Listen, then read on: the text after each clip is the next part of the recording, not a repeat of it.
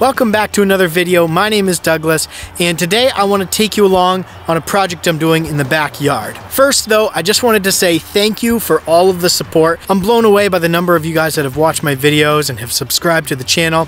So thank you for the support. If you haven't, hit the subscribe button, and the little bell icon will help you know when a new video is posted. So the project for today is to trim down the backyard. We're working on clearing the land, digging the stumps out and leveling it.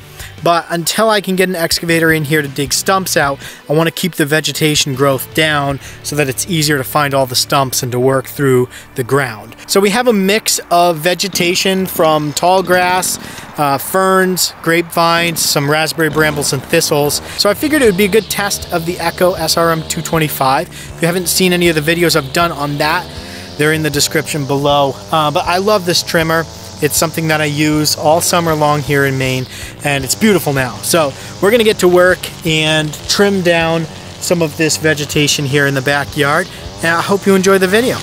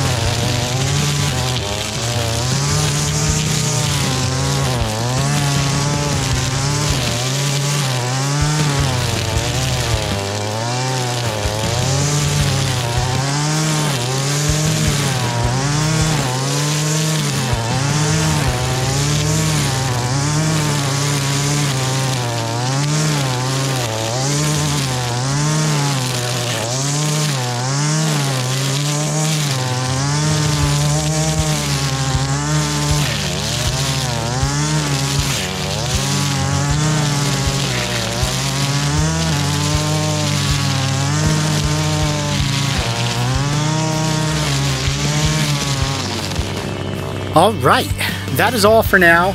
I don't have time to do anything else today, but I got a big part of it where there was a lot of those big ferns.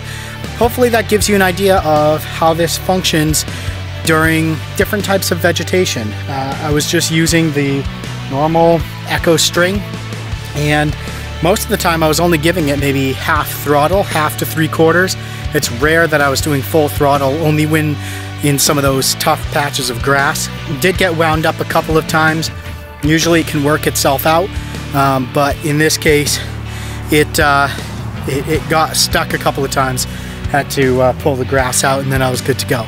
Hopefully this is helpful. If it is, hit that like button, make sure to subscribe, and I'll see you next time.